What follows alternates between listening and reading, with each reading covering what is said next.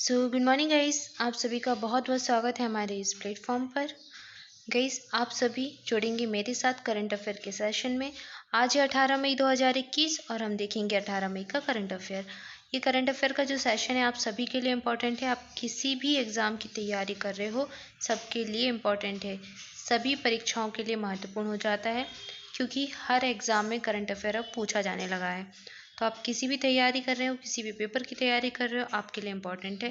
तो आपको daily current affair का वीडियो ध्यान से देखना है। पूरा वीडियो देखिए, वीडियो के लास्ट तक मेरे साथ बने रहिए। आपको वीडियो में ही सारे क्वेश्चंस याद हो जाएंगे।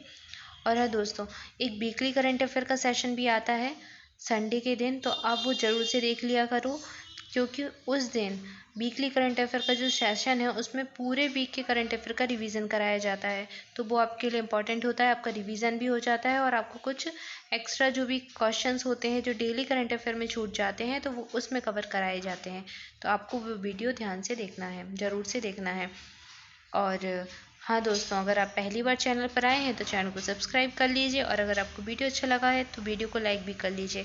साथ ही साथ आपको बेल आइकन प्रेस करना नहीं भूलना है, ताकि कोई भी नया वीडियो है उसका नोटिफिकेशन आपको मिल जाए, इसलिए आप बेल आइकन ज़रूर से प्रेस कर दें। चलिए स्टार्ट करते हैं।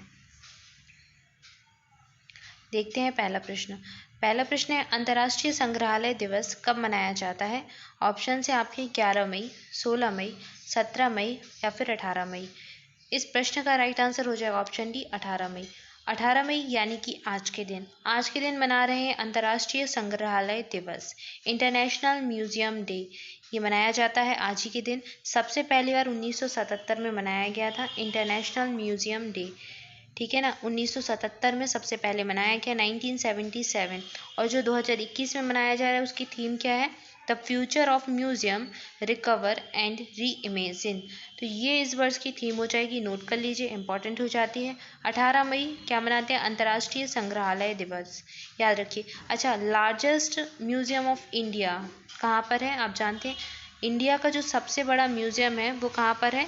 वो है Kolkata. Kolkata Indian museum largest museum of India के नाम से जाना जाता है। Largest museum of India, Kolkata. ठीक है, तो ये आपको याद रखना है। इसके अलावा इससे रिलेटेड और फैक्ट, डायनासोर म्यूजियम कहाँ पर है? इंडिया का पहला डायनासोर म्यूजियम है गुजरात में। कहाँ पर? गुजरात में। और इंडिया का पहला मैरीटाइम म्यूजियम कहाँ पर है? वो भी गुजरात में ही है।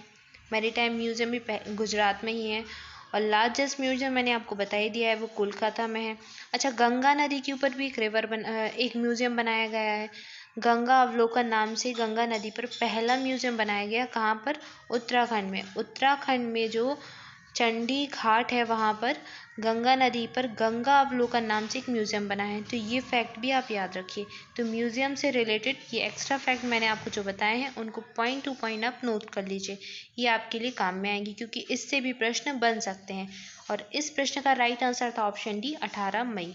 आइए बढ़ते हैं आगे, देखते हैं अगला प्रश्न। अगला प्रश्न भी दिवस से संबंधित है। राष्ट्रीय डेंगू दिवस कब मनाया जाता है? ऑप्शन है 11 मई, 13 मई, 15 मई या फिर 16 मई। इस प्रश्न का राइट आंसर है ऑप्शन डी, 16 मई। 16 मई को मनाते हैं राष्ट्रीय डेंगू दिवस, नेशनल डेंगू डे। 16 मई को ये मनाया जाता है। क्यों मनाते हैं? ये मनाते हैं डेंगू के बारे में जागरूकता फैलाने के लिए, प्रसारित करने के लिए, ताकि लोगों को पता चले कि डेंगू कैसे फैलता है, कैसे होता है और इसके लक्षण क्या हैं। अगर उन्हें पता चल जाएगा कि कैसे फैलता है तो उसका बचाव कार्य कर सकेंगे, और अगर किसी को डेंगू हो जाएगा तो वो सही समय पर उसका इलाज ले सकेंगे। तो इन्हीं सब चीज़ों के बारे में जागरूकता फैलाने के लिए राष्ट्रीय डेंगू दिवस हर वर्ष मनाया जाता है 16 मई को। किसके द्वारा मनाते हैं? स्वास्थ्य और परिवार कल्याण, जो कल्याण मंत्रालय है भारत सरकार का, उसके द्वारा इस दिवस को मनाया जाता है। हर वर्ष मनाते हैं 16 मई को। ऑप्शन डी इस प्रश्न का राइट आंसर हो जाएगा।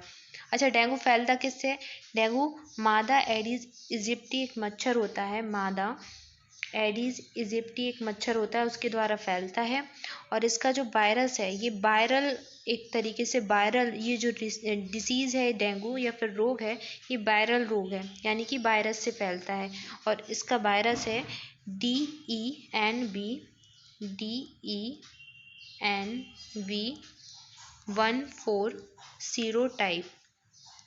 सीरोटाइप, ये आपके लिए इतना इम्पोर्टेंट नहीं है, आप बस इतना याद रखिए मादा एडिस इजिप्टी जो मच्छर होता है उसके काटने से डेंगू होता है, और ये मच्छर जो है दिन में ही काटता है। तो डेंगू का जो मच्छर है वो दिन में काटता है, और मादा एडिस इजिप्टी मच्छर इसके द्वारा होता है, ये नाम याद रखिए, ठीक है। तो इस प्रश्न का राइट आंसर ऑप्शन डी 16 मई को मनाते हैं डेंगू दिवस। आइए देखते हैं अगला प्रश्न। अगला प्रश्न है विश्व दूरसंचार दिवस निम्न में से किस दिन मनाया जाता है? ऑप्शंस देख लीजिए। पहला ऑप्शन है 17 मई, 10 जनवरी, 12 मार्च या फिर 15 जुलाई। इस प्रश्न का राइट आंसर है ऑप्शन ए 17 मई। 17 मई को मनाते हैं वर्ल्ड टेलीकॉम डे, विश्व दूरसंचार दिवस। ये दिवस मनाया जाता है इस उद्देश्य के साथ ताकि जो दूर दराज के इलाकों में रहने वाले लोग हैं उनको सूचना और संचार प्रौद्योगिकी सुलभ हो सके। इस दिन का उद्देश्य है इंटरनेट, टेलीकॉम और टेलीविजन के द्वारा तकनीकी दूरियों को कम करना और आपसी संचार और संपर्क को बढ़ाना। तो इसी उद्देश्य के साथ ये दिवस मनाया जाता है, विश्व दूरसंचार दिवस, वर्ल्ड टेलीकॉम डे। कब? 17 मई को। ऑप्शन ए इस प्रश्न का राइट आंसर हो जाएगा। आइए बढ़ते हैं आगे, देखते हैं अगला प्रश्न। अगला प्रश्न है निम्न में से किस राज्य सरकार ने कोरोना पीड़ित पत्रकारों को मुफ्त इलाज करवाने की घोषणा की है? ऑप्शन है आपके बिहार, मध्य प्रदेश, झारखंड या फिर राजस्थान। इस प्रश्न का राइट आंसर हो जाएगा ऑप्शन बी मध्य प्रदेश। तो मध्य प्रदेश की राज्य सरकार यानी कि मध्य प्रदेश के जो मुख्यमंत्री हैं शिवराज सिंह चौहान, इन्होंने घोषणा की है कि मध्य प्रदेश में कोरोना से पीड़ित पत्रकारों का मुफ्त इलाज करवाया जाएगा राज्य सरकार के द्वारा।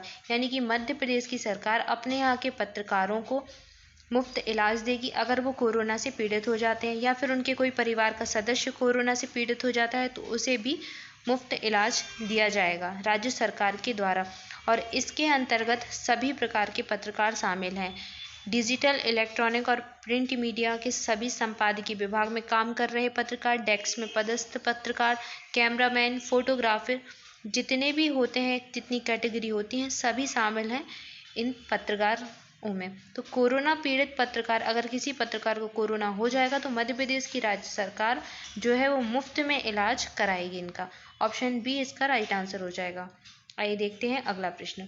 अच्छा, मध्य प्रदेश की राजधानी क्या है? मध्य प्रदेश की राजधानी है भोपाल, और मध्य प्रदेश का शहर है एक इंदौर। इंदौर स्वच्छता सर्वेक्षण में प्रथम स्थान पर आया था, 4 बार से प्रथम स्थान पर आया, तो इसका नाम याद रखिए इंदौर शहर।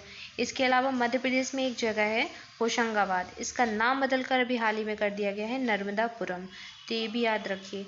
इसके अलावा सांची का स्तूप मध्य प्रदेश में ही है, भीमबेटका की गुफाएं ये भी मध्य प्रदेश में ही हैं, और यूनेस्को की विश्व विरासत स्थलों में शामिल खजुराहो के मंदिर जो कि चंदेल राजाओं ने बनवाए थे ये भी मध्य प्रदेश में ही है। तो ये जानकारी भी आप याद रखें। आइए बढ़ते आगे, देखते हैं अगला प्रश्न। इस प्रश्न का राइट आंसर है option B Madhya Pradesh. Next है आपके लिए, भारतीय मूल की निम्न में से किस महिला को व्हाइट हाउस का वरिष्ठ सलाहकार नियुक्त किया गया है? ऑप्शन है नीरा टंडन, मीरा चोपड़ा, कोमल अग्रवाल या फिर सुनीता टंडन। इस प्रश्न का राइट आंसर हो जाएगा ऑप्शन ए नीरा टंडन। नीरा टंडन को ये ऐसी महिला है जिन्हें व्हाइट हाउस का वरिष्ठ सलाहकार नियुक्त किया गया है, और ये भारतीय मूल की एक महिला है। हाल ही में इन्हें वरिष्ठ सलाहकार नियुक्त किया गया है व्हाइट हाउस का, और यहाँ के जो राष्ट्रपति हैं उनके द्वारा। यहाँ के राष्ट्रपति कौन है अमेरिका के? जो बाइडन। कौन है? जो बाइडन यहाँ के राष्ट्रपति। इनके द्वारा इनको राष्ट्रीय जो वरिष्ठ सलाहकार है वो नियुक्त किया गया है। इससे पहले उन्हें बाइडन द्वारा प्रबंध और बजट कार्यालय का नेतृत्व करने के लिए भी चुना गया था। इसके बाद अभी इन्हें सलाहकार नियुक्त कर लिया गया है। तो ऑप्शन ए इस प्रश्न का राइट आंसर हो जाएगा नीरा टंडन।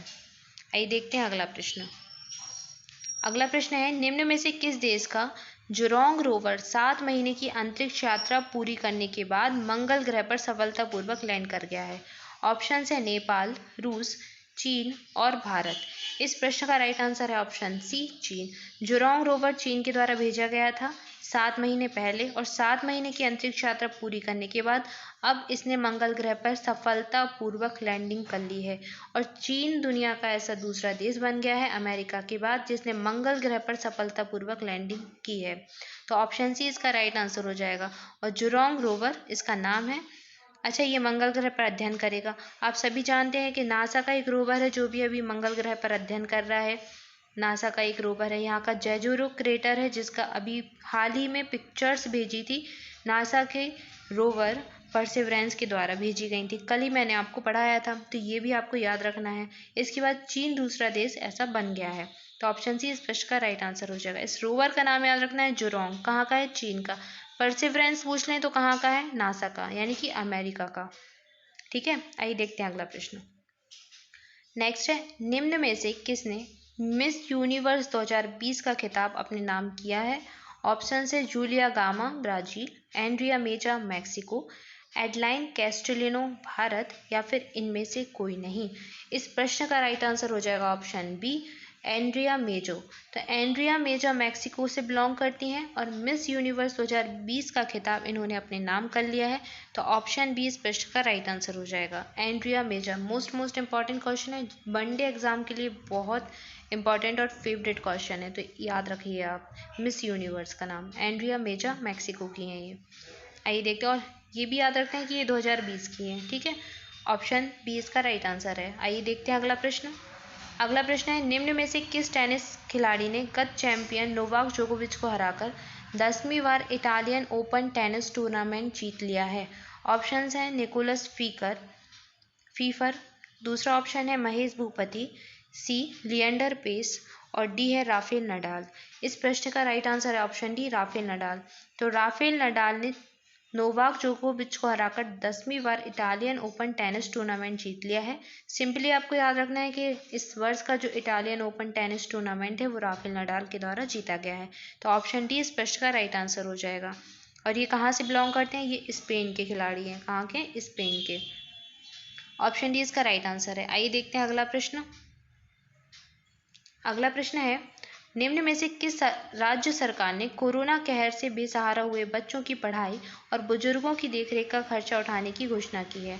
ऑप्शन है बिहार, झारखंड, दिल्ली, या फिर कर्नाटक। इस प्रश्न का राइट आंसर हो जाएगा ऑप्शन सी, दिल्ली।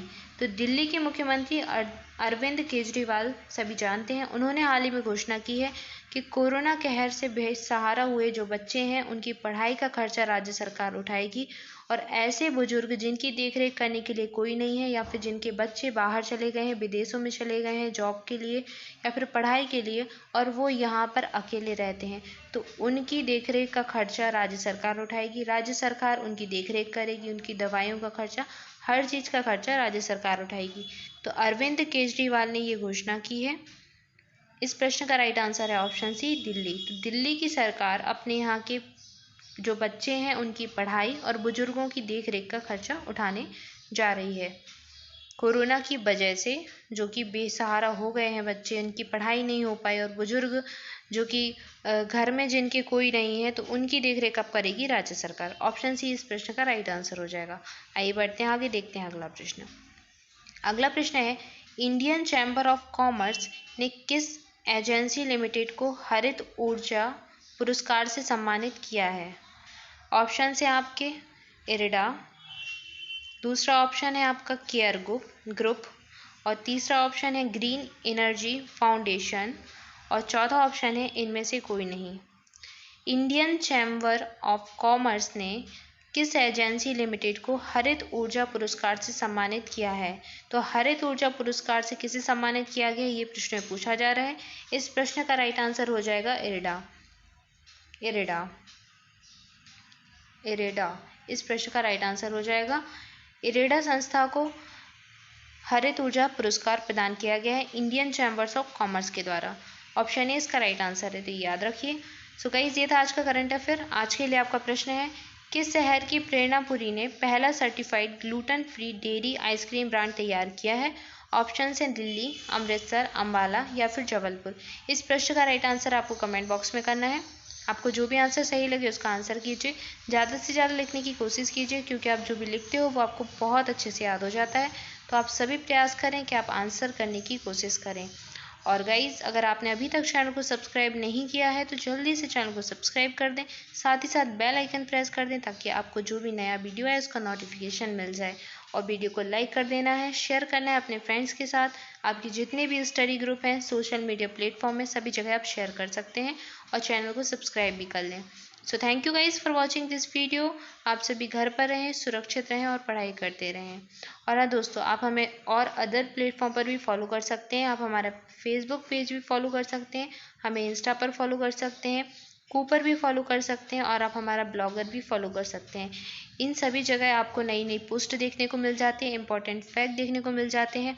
और हाँ, मोस्ट इम्पॉर्टेंट चीज़, टेलीग्राम चैनल।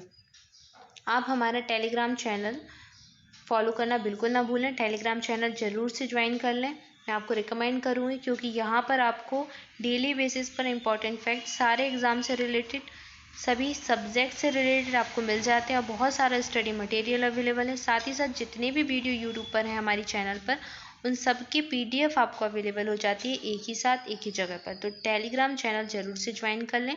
चैनल के नाम से ही टेलीग्राम चैनल है, उसका लिंक आपको इस वीडियो के डिस्क्रिप्शन बॉक्स में मिल जाएगा। सो आप ज़रूर से ज्वाइन करें। Thank you guys for watching this video. मिलते हैं नेक्स्ट वीडियो में। आप सभी अपने घर पर रहें और पढ़ाई करते रहें।